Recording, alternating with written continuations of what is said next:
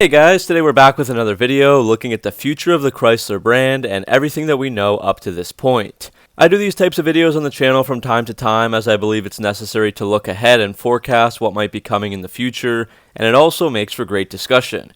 So today we'll cover the Chrysler brand timeline, basically from the Stellantis merger in early 2021 all the way until the brand's future plans by 2028.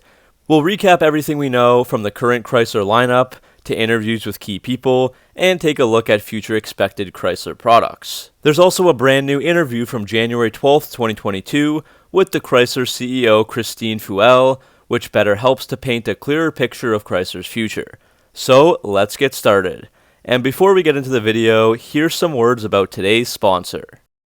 Is your area still facing pandemic restrictions, or has the cold weather been keeping you bored inside? Look no further than Raid Shadow Legends to get you through these times, just as they are helping me get through them by supporting the channel.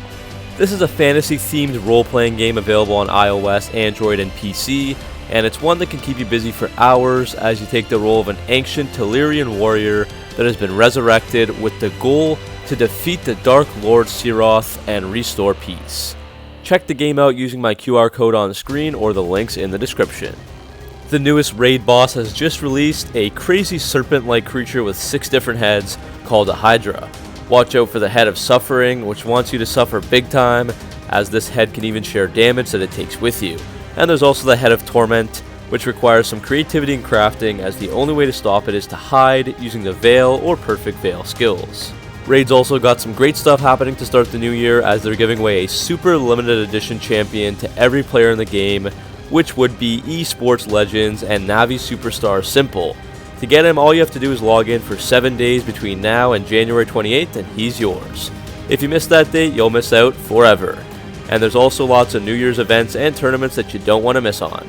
There's never been a better time to get started, and if you use my link in the description or scan the QR code, you'll get a free starter pack worth almost $30 to kickstart your game.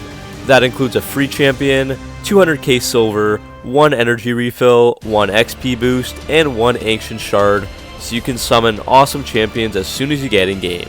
So thanks again to Raid for supporting my channel, and make sure to check out their game, and let's get back to the video. Chrysler was once a prosperous company with huge fleets of 8 to 12 vehicles, but now their lineup has dwindled down to just 2 main ones: the Pacifica and Pacifica Hybrid minivan, and the Chrysler 300. While the Pacifica still sells well, almost reaching the 100,000 sales total in 2021, the 300 was just around 16,000, and that brought Chrysler's total to just 115,004 for the 2021 calendar year. Obviously, with few vehicle names, they can't expect to sell much, and that sales volume was good for just a 0.7% market share in the United States. Now let's go back to the Stellantis merger for a second. In case you still aren't familiar with the name Stellantis, this is the name of the multinational automotive corporation that was formed in 2021, the result of the merger between Italian-American Fiat Chrysler Automobiles and the French PSA Group. It was a $52 billion deal first announced in October 2019 and was finally completed on January 19th of 2021. Within Stellantis, there were 14 different brands, with all of them remaining post-merger. Now, once the merger was announced, fans of Chrysler were concerned that the brand might get cancelled as well. Stellantis CEO Carlos Tavares quashed those thoughts at the time by saying, quote, "We consider that this brand is one of the 3 historical pillars of Stellantis, and of course we are eager, and I am eager to give this brand a future," end quote. What that future is, the Stellantis CEO said, depended on what was proposed for the brand. But at that point we knew that Chrysler was living on. We know the future is headed the way of electrification, not just for Chrysler, but the whole of Stellantis. They are investing more than $35.6 billion US on the development of future products through 2025, with a majority of that money for the company's electrification and software strategy.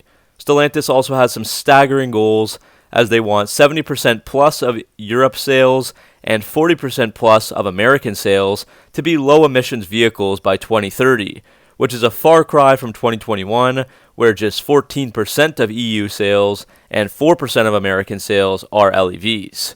Other funds would go to investments that the company has made with various joint ventures, ranging from in-car technology, electric drive units, and even battery technology.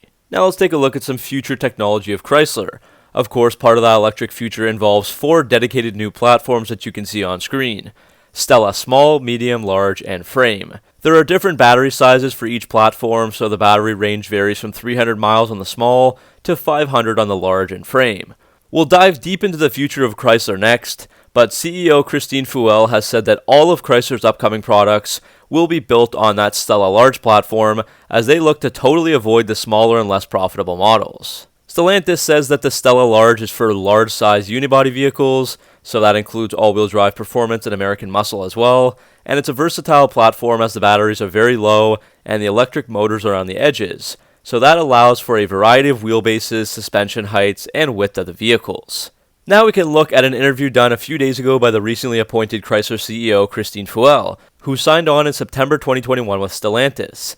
She sat down with the DetroitBureau.com and talked all about her plans for Chrysler, including the brand portfolio and products, key strategies, the need for more vehicles, pricing, and the target market. So when asked about the challenges facing Chrysler today, she responded by saying, quote, "Well, sure, at its peak, the Chrysler brand had about 12 nameplates, and now we have 2. Over time, it's been clear the brand has not been invested in. But I will say there are a lot of Chrysler enthusiasts still in the market today. They remember the legacy products we had. But the future of Chrysler is definitely going in a different direction, one that is fully electrified by 2028. And we're focused on integrating technologies and features that not only improve the driving experience, but also improve the passenger mobility experience by helping them to bring their personal digital life into the vehicle." End quote. So she's aware of what Chrysler used to be and how far they've fallen today, but hopes to resurrect the brand in some way. A key part of that is being fully electrified within the next 6 years, so immediately you can see that that's her focus right now. She was asked about what it will take to make people love Chrysler products again, and she responded by talking about launching cutting-edge and contemporary designs like the Chrysler Airflow, which we'll touch on soon. She said that design is something that has differentiated Chrysler for some time, so it seems that along with the electrification, getting the design right and attracting the eyeballs is a key strategy for future Chrysler vehicles. That was true in the past with the likes of the 300, Aspen, Crossfire, and many other concepts that all captivated audiences with their looks. I don't agree with her quality and premium feel comments, but those metrics have improved considerably for Chrysler over the years. Then it was brought up that Chrysler inevitably needs more vehicles, and Fuel had some very interesting comments here. She didn't give any specific number of products, but she did say Stellantis will be committed to investing in the brand. She also said that she, quote, "doesn't intend to walk away from our core segments, including the 300. But if I reflect on Chrysler's heritage for breakthrough innovation, I want to introduce new products, a redefinition of what consumers are thinking, redefining the minivan, for example, not just coming out with a refresh of the existing Pacifica." End quote. She was also asked about Chrysler's pricing and brand perception, as Chrysler used to be a luxury brand.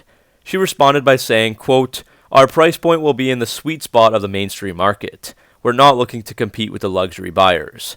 End quote. She also explained how they are targeting a millennial demographic, people who place high importance on sustainability, and who are technology savvy. Now let's take a look at all her comments about the future products and what's to come. So several new ones were outlined that will make Chrysler a forward-thinking automaker once again, instead of just a minivan company right now. First off, Fuel said that all of Chrysler's upcoming products will be built on the Stella Large platform that we talked about. So again, I've already said this, but they're looking to totally avoid the smaller and less profitable models. That means big 118 kilowatt battery packs with a range of between 350 to 500 miles on that large platform. Next, Fuel said that the Airflow concept itself won't go into production, but the real vehicle will still borrow a lot of the Airflow styling and technology, and she didn't rule out keeping the Airflow nameplate. She also said, quote, "The Airflow reflects the journey the Chrysler brand is on to transform itself. The design theme will be updated slightly for the new products that are coming in 2025 and beyond." End quote. So even though the Airflow might not make it as it is, it's an important part of Chrysler moving forward. So a similar vehicle like that will be the first all-new, all-EV model released around 2024 as a 2025 model. Apart from that first production vehicle, it will be followed up by 1 or 2 more electric SUVs that are released by 2028. The first is probably a mid-size 2-row SUV. Chrysler could also decide to release a 3-row version of that 2025 model, kind of like how Jeep offers a 2- and 3-row Grand Cherokee. The other SUV will likely be a full-size 3-row SUV, as they are back in the market, very popular right now with customers, and they also have very high profit margins. As for the minivans, this is still a very important vehicle for Chrysler, as they have been the minivan leader for a long time, going back to the Grand Caravan days. The Pacifica currently leads all minivans in sales, and is the only plug-in hybrid minivan on the market right now. However, Fuel wants to see a, quote, fresh perspective, end quote, on these vehicles. While she appreciates the value in Chrysler's reputation as the family brand, she'd like to expand to more than just families with young children. She wants a vehicle that works for and appeals to any type of family that you're a part of, not just the soccer mom stereotype, as she says it's outdated. So looking ahead, the Pacifica probably lives on for several more years until the technology is ready for an all-new minivan, but there likely won't be just an electrified or refreshed Pacifica in the future, but a totally new vehicle instead. As for the 300, her vague comments add more fuel to the fire. Will it or won't it be cancelled? Nothing has been confirmed or denied. It's on borrowed time, as we probably know, but my guess is that it either gets some type of new futuristic or EV model, maybe similar to the next generation Dodge Charger or Challenger, or of course it gets cancelled. But the first strategy seems to make the most sense. This needs to be done quickly, as the 300 becomes more and more irrelevant as time passes. Before we end off the video, let's look at some concept cars. Chrysler used to churn out tons of concepts, with multiple each year to show off new designs and innovations. But those days are long gone, as they now release about one per decade. The last concept was the Chrysler Portal, unveiled at the Consumer Electronics Show in Las Vegas back in 2017. This was the first look that Chrysler really gave us into the future, where FCA created what they called a third space between home and work, with 180 cubic feet of interior space, a huge clear roof, big windows, illuminated doors, and lots of new technology. The Portal was a front-wheel drive battery electric vehicle with a 100 kilowatt-hour battery pack that was mounted under the vehicle, good for a range of around 250 miles. Lots of technology was planned, like level 3 autonomous driving, facial and voice recognition, and more. The newest concept, of course, is the Airflow, shown off at the recent 2022 Consumer Electronics Show. This concept is an important sign that Chrysler is moving forward with a new vision, the foundation of a new wave of products.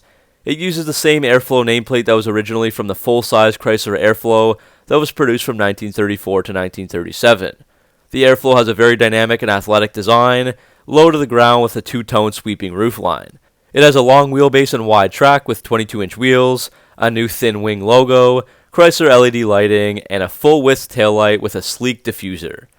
Similar to the Portal, the Airflow concept is designed as a space to bring people together, both physically and virtually. Two main components of that were the Stella Brain and the Stella Smart Cockpit. Stella Brain connects the car to onboard microcomputers and the cloud, essentially a combination of hardware and software that won't get old or out of date, like today's infotainment systems. Stella Smart Cockpit is built on top of the Brain, giving customers AI-based applications such as navigation, voice assistance, gaming, e-commerce marketplace, and payment services. Stella AutoDrive is the final part of this Brain system that provides up to level 3 autonomous driving right now, with hopes for more in the future. The interior is open and modern with a panoramic sunroof, large HD screens for each passenger, thin seats, a flat-bottom steering wheel, and ambient lighting. As for the performance, the Airflow is on the Stella large platform with all-wheel drive, and is powered by two 150 kilowatt electric drive motors, which is around 201 horsepower per motor, so that's 402 overall, one in the front and another in the rear. The Airflow is more about efficiency than power output, so this battery can go 350 to 400 miles on a single charge. Again, the Airflow concept itself will not go into production, but the real vehicle will still borrow a lot of this styling and technology, and Chrysler might actually keep the Airflow nameplate going forward. So that's the end of this video on the future of the Chrysler brand. It was a lot of information, so we'll do a bit of a recap now. Chrysler has just two vehicles left, the Pacifica and 300, accounting for 115,000 sales in 2021, just a 0.76% market share.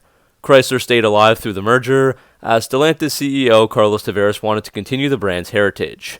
We know the future is electric, as Stellantis is investing $35.6 billion going forward for electrification and software for their various brands. Of the four new platforms, all the Chrysler vehicles will be on the Stella Large platform, as they avoid the smaller and less profitable models. As for their CEO Christine Fuel, she knows Chrysler isn't what it once was, but also knows there are a lot of Chrysler enthusiasts that are still in the market today. With cutting-edge designs, electrification, and new future products, Chrysler will be resurrected. The Airflow itself may not see production, but there will be an all-new EV by 2025, and 1 or 2 more electric SUVs released by 2028. The Pacifica minivan will definitely stick around, but we don't know about the 300. So, what do you guys think about the direction that Chrysler is headed in right now? Do you think Chrysler will get back to what they once were with lots of successful vehicles? Let me know down in the comment section below.